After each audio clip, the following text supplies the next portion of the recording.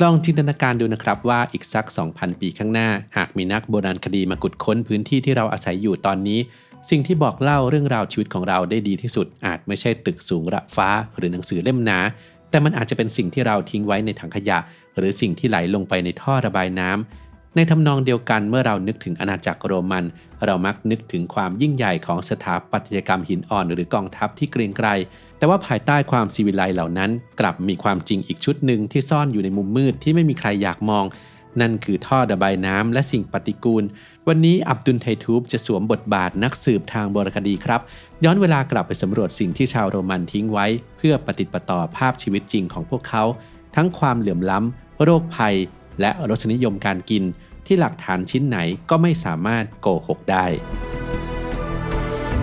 สมองของเรามีน้ำหนักเพียงแค่ประมาณ 2% ของร่างกายแต่กลับใช้พลังงานมากถึง 20% ต่อวันแสดงให้เห็นว่าสมองคืออวัยวะที่ต้องทำงานหนักอยู่ตลอดเวลาการดูแลสมองจึงเป็นสิ่งสำคัญที่ไม่ควรมองข้าม Clarity Omega 3 Norway Daily น้ำมันปลาบริสุทธิ์ระดับพรีเมียมที่คิดค้นสูตรและผลิตจากประเทศนอร์เวย์ถือเป็นอีกหนึ่งทางเลือกคุณภาพเพื่อการดูแลสมองของคุณศึกษารายละเอียดและสั่งซื้อได้ที่ clarity.asia/abdul-story หรือคลิกลิงก์ใต้คลิปได้เลยครับ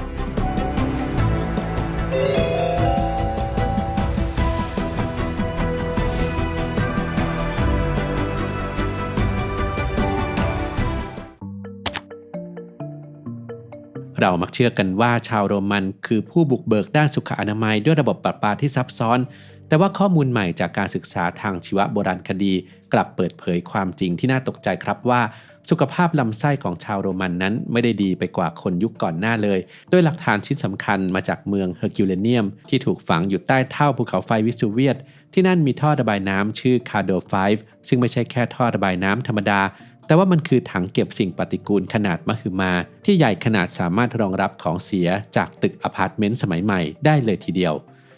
สิ่งที่น่าทึ่งคือสภาวะในท่อระบายน้ำแห่งนี้ทำให้เกิดปฏิกิริยาที่เรียกว่า mineralization หรือการเกิดแร่ธาตุเข้าไปแทนที่สารอินทรีย์ทำให้ของเสียเหล่านั้นกลายสภาพเป็นเหมือนฟอสซิลจำลองแข็งตัวและถูกเก็บรักษาไว้อย่างสมบูรณ์เสมือนแคปซูลการเวลา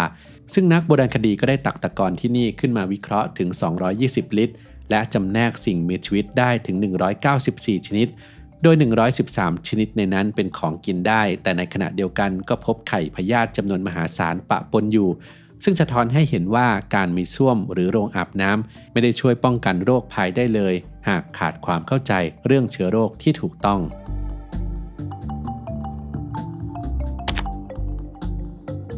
เราขยับจากเมืองมาสู่ค่ายทหารที่ป้อมวิโดลันดาพรมแดนด้านตะวันตกเฉียงเหนือของจักรวรรดิในอังกฤษที่นี่สภาพดินที่ชุ่มน้ำทำหน้าที่เป็นแคปซูลเวลาในธรรมชาติอีกแห่งหนึ่งภาพจำของทหารโรมันคือความแข็งแกร่งอดทนแต่ผลจากการวิเคราะห์ตะกอนจากห้องน้ำในค่ายทหารกลับเผยให้เห็นสิ่งที่น่าเห็นใจเป็นอย่างมากนักวิจัยค้นพบไข่ของพยาธิแส้ม้าและพยาธิตัวกลมจำนวนมากแต่ที่สำคัญที่สุดคือการพบเชื้อ Giardia duodenalis เป็นครั้งแรกในยุคโรมันบริเตนลองจินตนาการถึงทหารที่ต้องยืนยามท่ามกลางอากาศที่หนาวเหน็บเหมือนในบทกวีของ W.H. Auden ที่พรรณนาถึงทหารที่มีเหาในเสื้อคลุมและเป็นหวัดแต่ในความเป็นจริงแล้วพวกเขาต้องทนทุกข์ทรมานยิ่งกว่านั้นด้วยอาการปวดท้องบิดและท้องเสียเรื้อรังจากเชื้อ Giardia ซึ่งบั่นทอนกำลังกายและสมรรถภาพการรบอย่างมหาศาล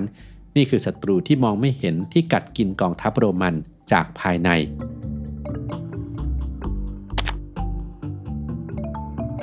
หลายคนอาจจะกำลังสงสัยว่าทำไมชาวโรมันที่มีวิศวกรรมล้ำเลิศถึงจัดการกับโรคระบาดเหล่านี้ไม่ได้คำตอบอยู่ที่ความเข้าใจผิดขั้นพื้นฐานครับเปรียบเทียบง่ายๆคือพวกเขานั้นมีฮาร์ดแวร์ที่ทันสมัยอย่างท่อระบายน้ำและส้วมชักโครกแต่พวกเขาขาดซอฟต์แวร์หรือองค์ความรู้เรื่องทฤษฎีเชื้อโรควัฒนธรรมการเข้าห้องน้ำของชาวโรมันเป็นกิจกรรมทางสังคมพวกเขานั่งคุยกันในส้วมรวมราวกับสภากาแฟแต่ว่าสิ่งที่น่ากลัวคืออุปกรณ์ทำความสะอาดก้นที่เรียกว่าไซโลสปองเจียมหรือฟองน้ำเสียบปลายไม้ซึ่งใช้ร่วมกันทั้งเมืองชาวโรมันเชื่อว่าแค่จุ่มน้ำเกลือหรือน้ำส้มสายชูก็สะอาดแล้วแต่ในความเป็นจริงมันคือแหล่งเพาะพันธุ์เชื้อโรคชั้นดีและไข่พยาธิที่ส่งต่อจากคนสู่คนหลักฐานจากเมืองยอร์กพบฟองน้ำทะเลปนเปื้อนปรสิตในท่อระบายน้ำซึ่งยืนยันว่าอุปกรณ์นี้คือพาหะนำโรคตัวฉกาจ หรือแม้แต่ในเมืองเยรูซาเล็มยุคเหล็กการขุดค้นในคฤหาสน์หรูอย่างอามอนฮานาซิฟก็ยังพบร่องรอยของโรคบิดและพยาธิในส้วมส่วนตัวของชนชั้นสูงด้วย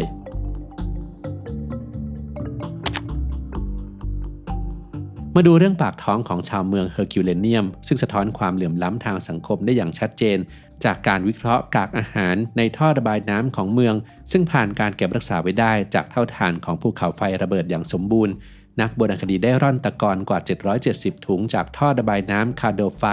ซึ่งรองรับของเสียจากที่อยู่อาศัยของชนชั้นกลางและชนชั้นล่างผลลัพธ์ที่ได้คือพบเมนูที่หลากหลายเกือบ200ชนิดตั้งแต่ผลไม้พื้นมะเดื่อสมุนไพรเครื่องเทศไปจนถึงของหรูหราอย่างหอยเม่นและเมนูยอดฮิตอย่างหนูพุกซึ่งมีการขุนเลี้ยงดูปูเสือให้หนูอ้วนท้วนสมบูรณ์ก่อนนำมาปรุงอาหารแต่ที่ลึกซึ้งกว่านั้นคือการใช้เทคนิคการวิเคราะห์ไอโซโทปจากโครงกระดูกศพซึ่งเปรียบเสมือนการอ่านไดอารี่การกินย้อนหลังไปตลอดชีวิตซึ่งผลลัพธ์นั้นเผยให้เห็นความแตกต่างทางเพศที่น่าตกใจผู้ชายโรมันบริโภคอาหารทะเลและธัญพืชมากกว่าในขณะที่ผู้หญิงบริโภคผลิตภัณฑ์จากสัตว์บกและผักผลไม้มากกว่านอกจากนี้การค้นพบเม็ดพริกไทยดำในท่อระบายน้ำยังเชื่อมโยงไปถึงระบบการค้าโลกบ่งบอกว่าเครื่องเทศราคาแพงจากอินเดียนั้นสามารถเดินทางมาถึงจานอาหารของคนทั่วไปที่นี่ซึ่งอยู่ณริมอ่าวเนเปิลส์ได้และแม้จะอยู่ในพื้นที่เดียวกันแต่ว่าของเสียของพวกเขานั้นกลับฟ้องถึงสถานะและบทบาททางสังคมที่แตกต่างกันอย่างสิ้นเชิง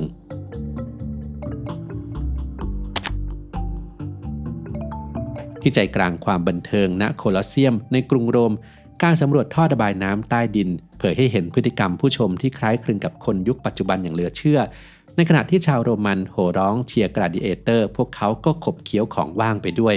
ซึ่งไม่ต่างอะไรกับการกินป๊อปคอร์นในโรงหนังหลักฐานที่พบนั้นมีทั้งเมล็ดองุ่นมะเดื่อและวอลนัทแต่ภายใต้ความสนุกสนานท่อระบายน้ำก็ยังซ่อนความจริงที่โหดร้ายเอาไว้นักโบราณคดีพบกระดูกสัตว์นักล่าอย่างหมีและสิงโตปะปนอยู่กับกระดูกของสุนัขสายพันธุ์คล้ายกับดัชชุนซึ่งยืนยันว่าสุนัขเหล่านี้ถูกนำมาใช้ในเกมการล่าหรือการต่อสู้ที่นองเลือดนอกจากนี้ท่อระบายน้ำก็ยังทำหน้าที่เป็นกระปุกออมสินที่เก็บเหรียญกว่า50เหรียญและเหรียญเงินหายากที่ผลิตขึ้นเพื่อฉลองวาระ10ปีของจักรพรรดิมาร์คัสออเรลิอุสที่ผู้ชมทำตกหล่นไว้ด้วยความตื่นเต้นสะท้อนภาพความมีชีวิตชีวาของผู้คนในอดีตได้อย่างชัดเจน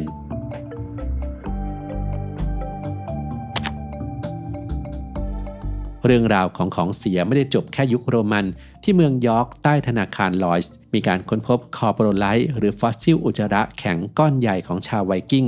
อุจจาระเพียงก้อนเดียวนี้มีความลึกซึ้งทางข้อมูลมหาศาลซึ่งเป็นหลักฐานทางชีวภาพชิ้นเอกที่บอกเล่าถึงการกินรำข้าวและพยาธิเต็มท้องของเจ้าของข้อมูลทางชีวภาพเหล่านี้เมื่อรวมกับการศึกษาพันธุกรรมของปรสิตก็ช่วยให้นักวิทยาศาสตร์เข้าใจวิวัฒนาการของเชื้อโรคที่ยังคงอยู่กับเราในปัจจุบันนอกเหนือจากเรื่องของโรคภัยท่อระบายน้ำยังเป็นสุสานของสิ่งของแทนใจ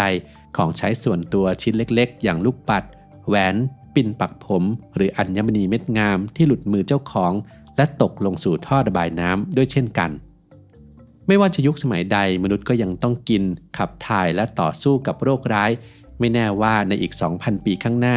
หากนักโบราณคดีมาขุดค้นท่อระบายน้ำและชั้นดินของเราพวกเขาอาจไม่ได้เจอแค่ไข่พยาธิแต่พวกเขาอาจจะเจอกับไมโครพลาสติกที่แทรกซึมลึกลงไปในชั้นดินซึ่งอาจจะเป็นหลักฐานที่บ่งบอกถึงพฤติกรรมการบริโภคและปัญหาสิ่งแวดล้อมที่เราทิ้งไว้ให้กับโลกเช่นเดียวกับที่ชาวโรมันทิ้งปรสิตไว้